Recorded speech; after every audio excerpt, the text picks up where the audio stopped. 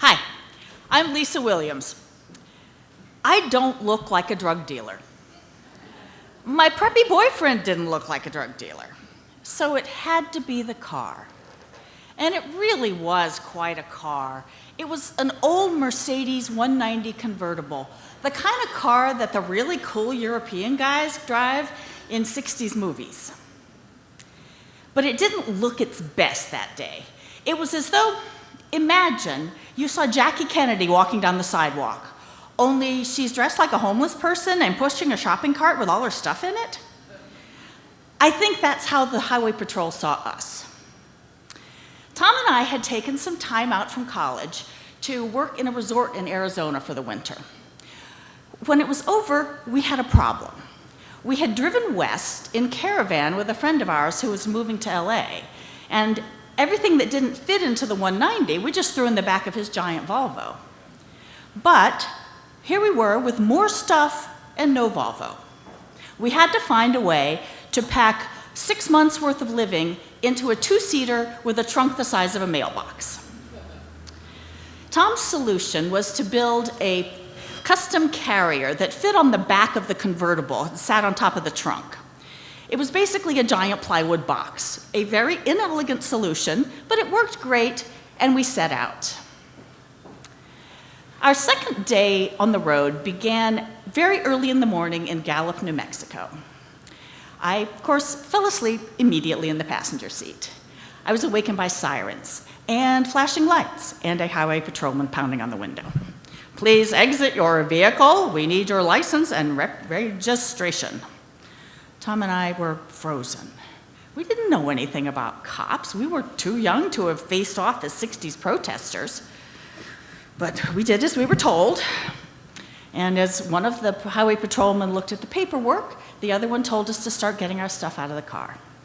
So I emptied out the passenger compartment, which was easy, while Tom dealt with the padlock on the carrier that we had. And then we started unpacking. And we opened every suitcase, we emptied every box. We had our clothes and our swimwear and our sheets and our towels. Everything had to be unfolded and shaken out and thrown on the side of the road.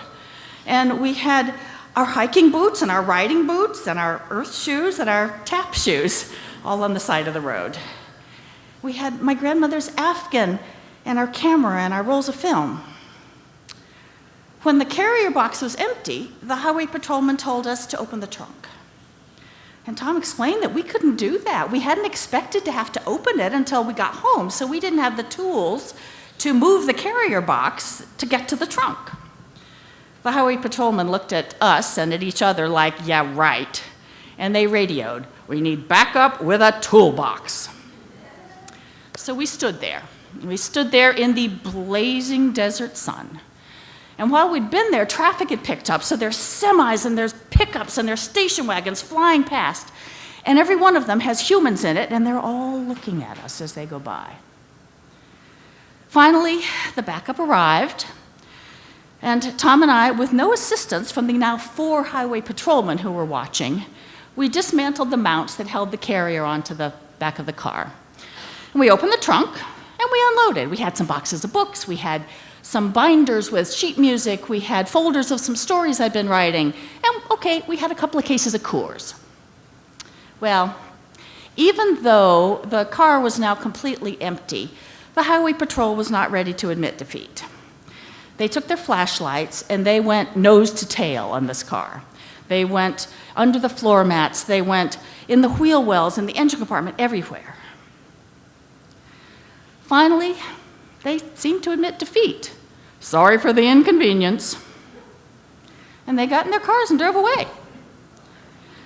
And we looked at each other, and we looked at this mountain of stuff around us in the sand, and armed only with a Swiss Army knife, we started putting everything back together again. We finally got back on the road probably about 6 hours after the initial stop. And I don't know what the moral of this story is. We got home, everything was fine, nothing changed because of that day, but it still seems important.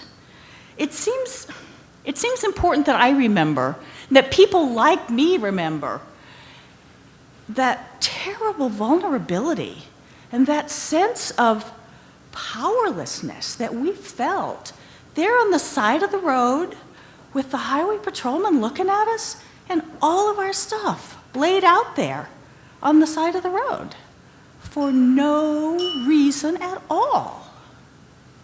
Thank you.